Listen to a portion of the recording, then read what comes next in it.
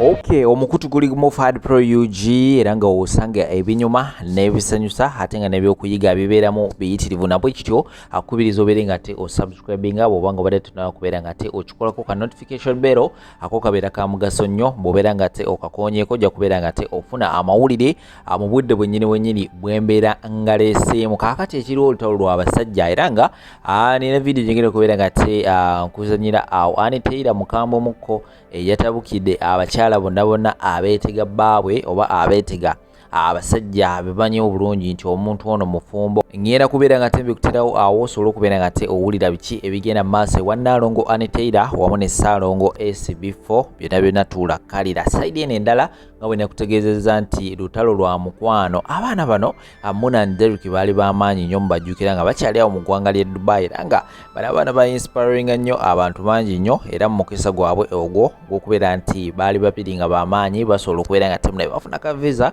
era ne babeera nga ate bayingira bulungi nnyo mu ggwanga ly'e UK. Batuukayo nga bw'obitegeera ensi ezo ez'abazungu tomala gabeerabeerayo otyo tomala gakola mirimu byafwa olina okubeera nga te munaye olina empapula nabwe kityo Muna yasalawo n'agamba nti munaye nze kakwate sayidi eno ey'aba bisexual era n'abeera nga ate avaayo yeerangira vidiyo nasobola okubeera nga te nzibaterawo myaka ag'ebiri egiyise nga agamba nti nze sayidi eno oli ye Derrick yali just kyali wange naye nze ngwa nnyo sayidi eno era bwe bityo byali sayidi eyo. Ate omwana ono omulenzi ye Derrick ye teyasobola okubeera nga te ayingira kino ekiyitu ky'aba bisexual wabula ye ekinjawulo kye yakola yafunayo kishuga mami nekibeera nga ate munaye kimuwasa wabula nekimuteekako amateeka ebimu ku ebyo shuga mami ono bye yasobola okubeera nga ate agamba Derrick yamugamba nti munaye obanga oyagala okubeera nga ate obeera wano nkuwe n'empapula zange ogenda kubeera nga ate weegaana akawala ako siddamu okubeera nga ate nkusanga n'akawala ako era nabwe kityo munaye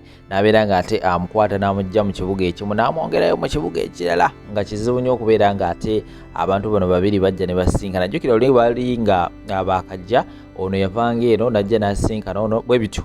Kakati munaye waliwo AP basobodde okubeera nga ate bivaayo era nga olunaku olw'ejjo basobodde okubeera nga ate beerangira ebisongovu mbiina byonna tuula kalira ngenda kubeera nga te mbibaterawo awo n'obutambi obulala bungi nnyo. Like, share, comment section always ebeera open era nga munaye wetwesanga ne tubeera nga ate tuwayawayamuko ku biki ebigenda maaso amate videos no ate kubawona amawulire amalala mangi nnyo temuvaawo.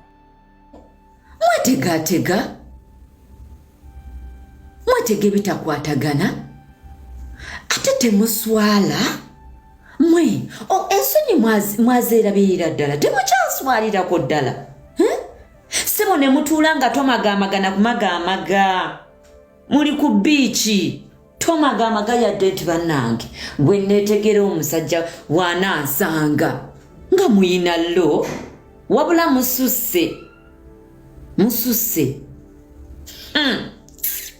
ate mpulira nfa bampe n'amazzi ag'okunywa.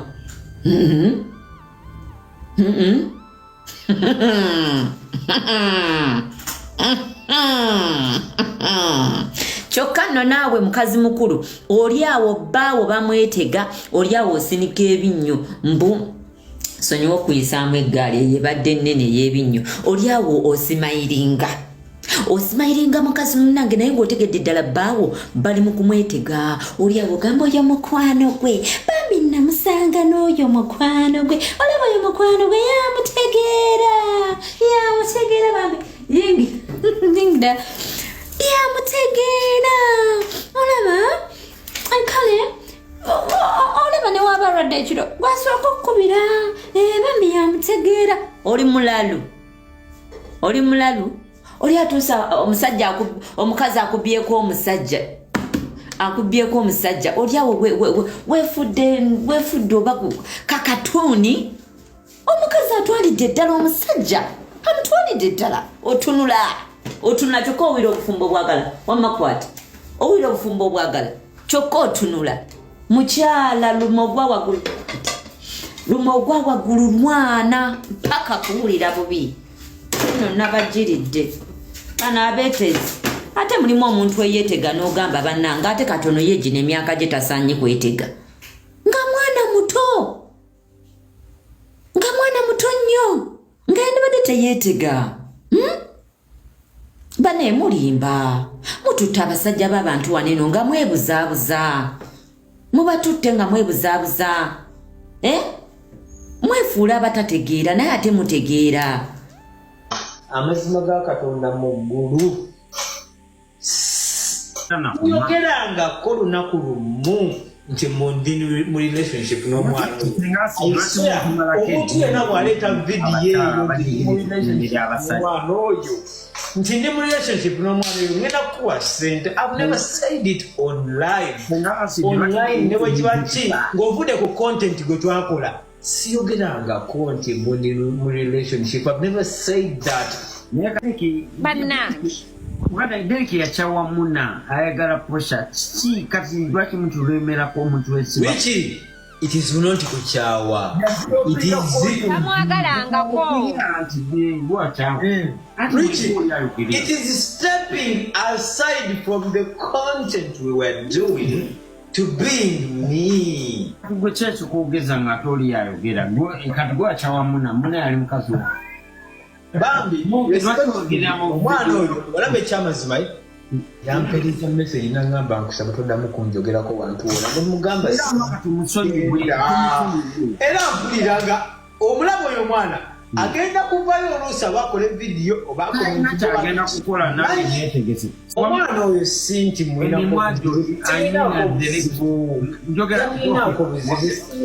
tabyagala naye lwakita nina omwana ow'amabina ali bwati Richie katika nkubulire bw'obanga wali okedde n'olaba vidiyo nga egoyinze a bit overboard omanya we were paid to do that.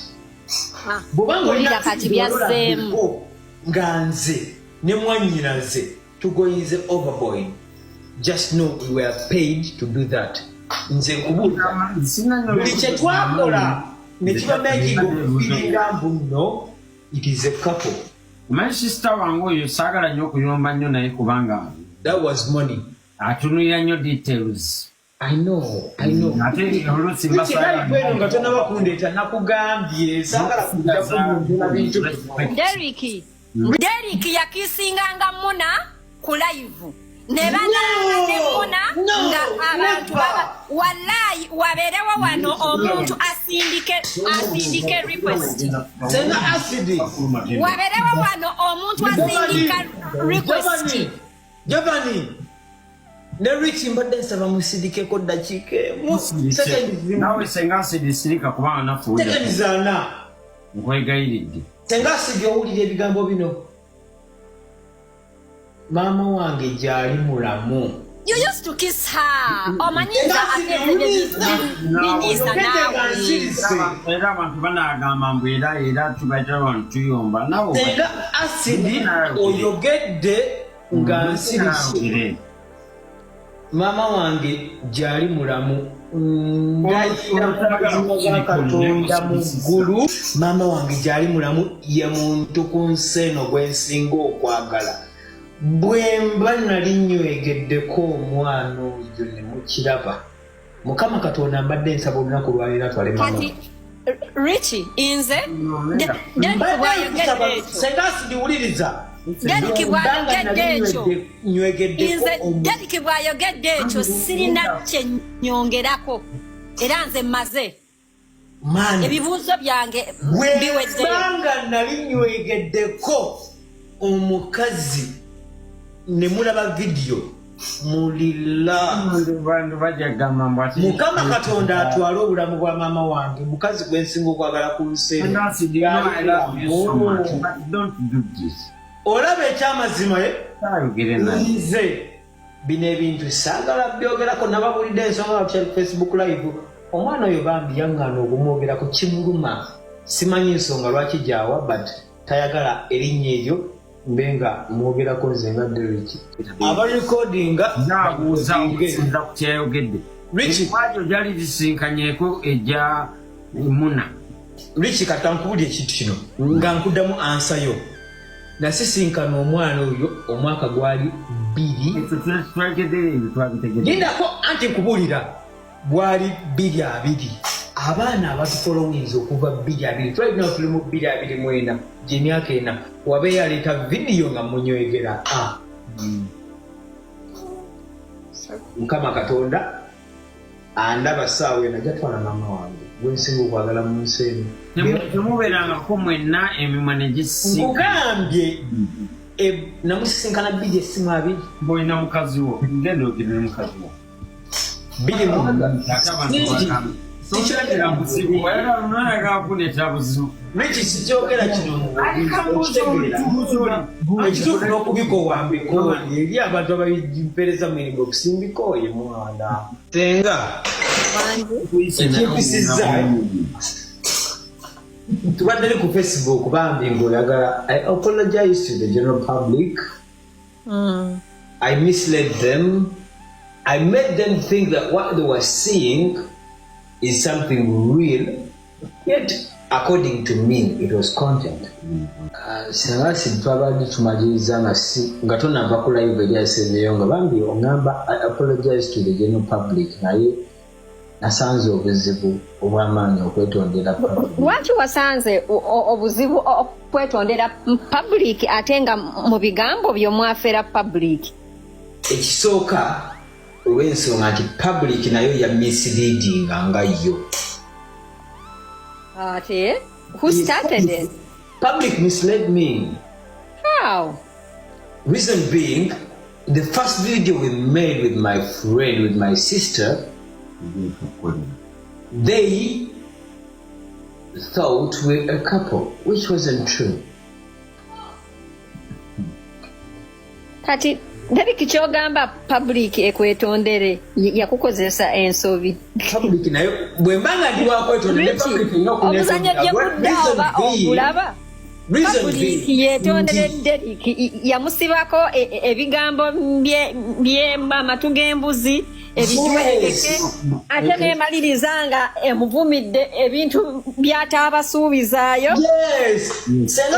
Wadde okubyetema bamuvumira n'abamuvuma tabasuubizangako mukazi tabagambangako nti gundi mwagala tasayingangako wantu wonna. Tuli wano ku TikTok kati ekibadde ku Facebook.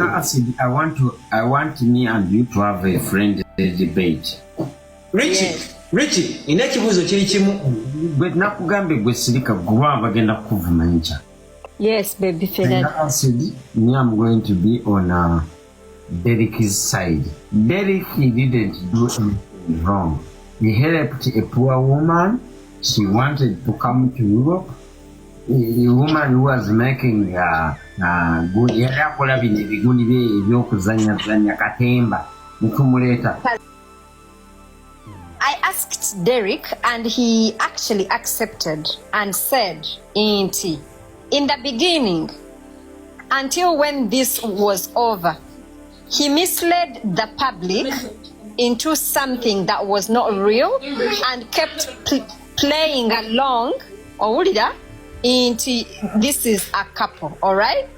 If it was only content, you need to apologize to the public because you duped their emotions and feelings, and they liked you and that girl as if you were a couple, and you inspired many people as a couple, yet it was what we call, when it comes to law, it's Linda, law and English, it is called obtaining whatever it was by false pretense.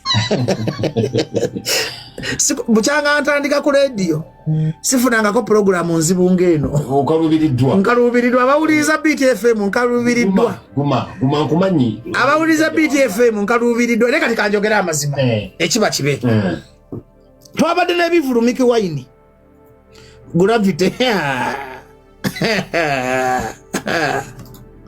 netuba ne batumbeetu twanongera kusomesa netuba n'awirira ngoma no mu Nigeria.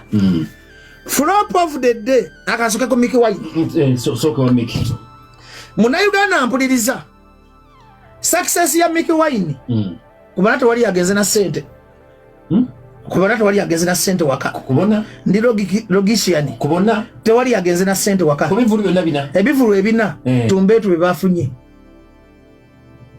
nekasoka njogere kumaka wano ndi logiko omanyi ndi professor asoma nti success ya Mickey Wine ya creating gravity ebintu bibiri ebyayambye Mickey Wine yasinze gravity goge mazima ngenda kunyonyola abantu ebintu bibiri ebyayambye Mickey Wine omuntu yenna aliteeka Katonda mukamwa nzize nga ndaba interviews za Mickey Wine ng'akulembeza Katonda ate no munne ng'akulembeza malala ampuliza ku BTFM bw'oli waana Katonda mu lujjudde naye ali kuwaana mu lujjudde Mickey Wine ayina empisa Mickey Wine mukopi ng'ogyeko buyisa Mickey Wine ayina ki Mickey Wine ali proud of his God in the public ye factor number bino bye mbagamba tali ayinza bibagamba mwafuna omukisa gwa bajje bwe ndifa be mulinzi jukirako nti Mickey Wine takolanga interview natawa Mukama Katonda kitiibwa Katonda tayiwa bantu bamwesiga mwena mumpulize kati wadde ndi mulwadde ngenda kufa nti Katonda yaba tasobola kuswaza Mickey Wine mu maaso g'abalabe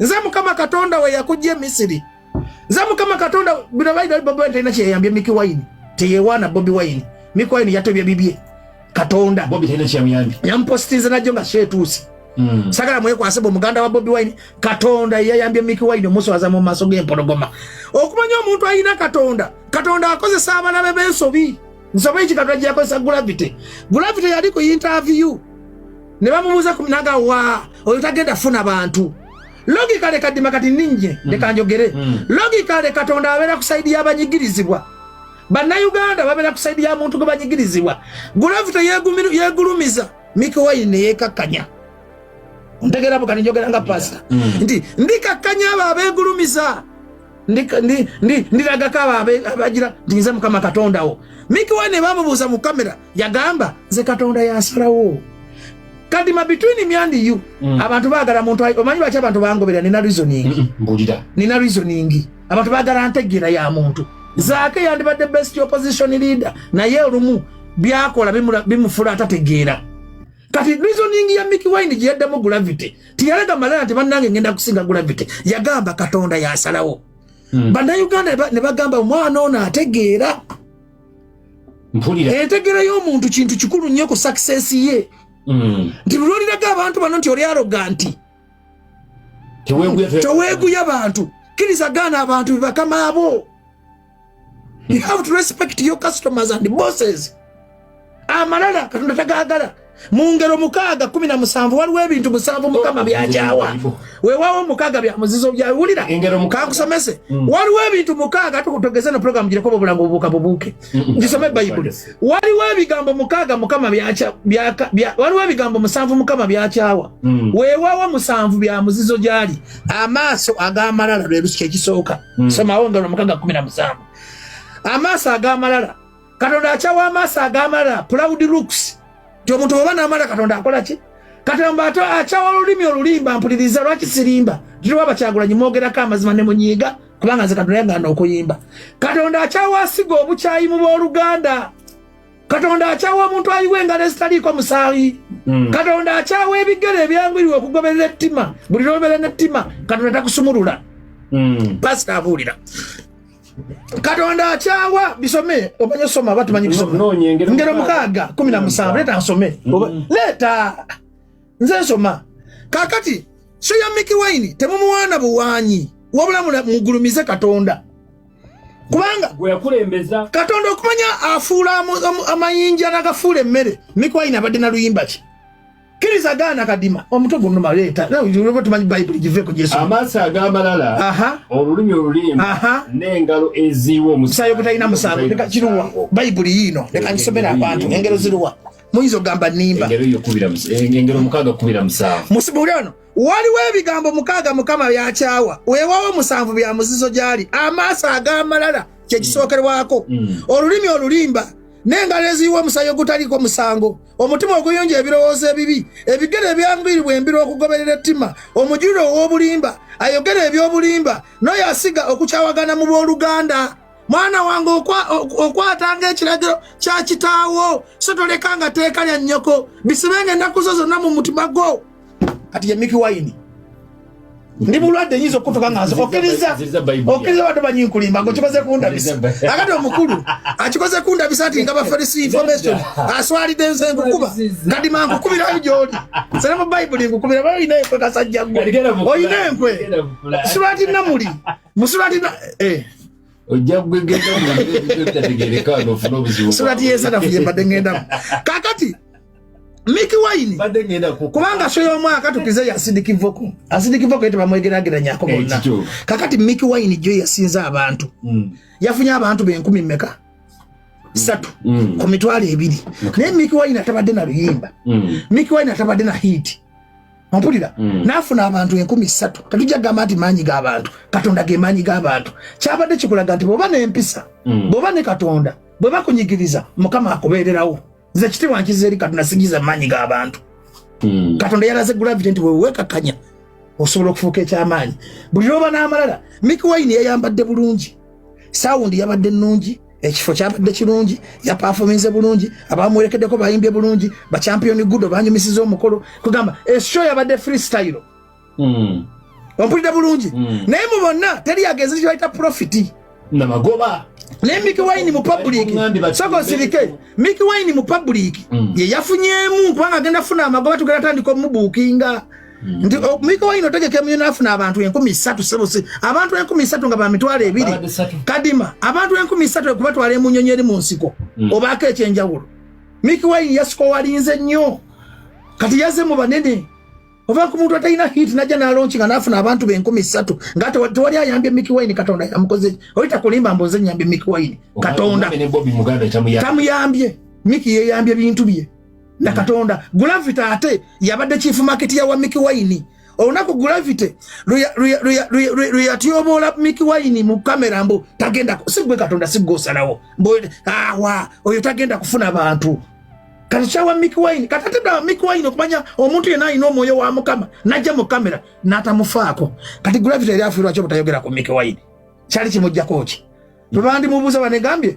Mickey Wine mwagaliza mikisa ayina abawagizi be nange nina abange katonda ayaga kulaga muntu teyegulumiza ati tagenda funa abantu sigwaga abantu mukama katonda weggulu yagaba abantu ontegedde tagenda eyo statement yo ke yasize kwa Gravity nebikira Gravity kyamulemeseza abantu okuwemula ekyo nakyo nyaga nayo factor nkulu kuba kati Gravity mukwano gwange mugamba amazima okuwemula musaba sikabaka ekisooka kati ulira mbega kondabisa kati abako kati ondabisa bega byejo kambire kati byogere njogera bintu bya magezi oli mukumanyira bumanyizi kati oli mukukola program ya lwamaja kwatugenda lyo nkwatiremu enyimba za Gravity yakifula personal talina okuyimba ng'enyimba ezikola ki eziwemula awo tewali mukisa gwa mukama embaga ya isimana awo tewali mukisa gwa ki okwepicha wekuba kwakola ompulira okwepicha wekuba kwakola atosobola kuzzaako bintu birala bikola ki content kintu kikulu kadima singa nali nzija ku radio nga mpemula abazadde ekituufu singa nali mbeera ku radio nga nkozesa olulimi oluwemula singa katonda yanzijako dda ekisaaki akazindaalo katonda okwata ebitundu byekyama n'abikweka natabiteeka mu face ne bamalayo obutafumbirwa busire kwini bonna bolaba butafumbirwa kutambuliza bintu mukama bye yabawa bweru that's why buli muntu azanya blue move badisaya luzindayo n'abapolitecnical bonna buli muntu yali yeyambuddeko mu public nga akikoze intentionally n'agakanteke yakatambi ifuna erinnya mukama yamuggyako ekisa tosobola kubanga buli ssaawa oyimba nnyimba zakuwemula.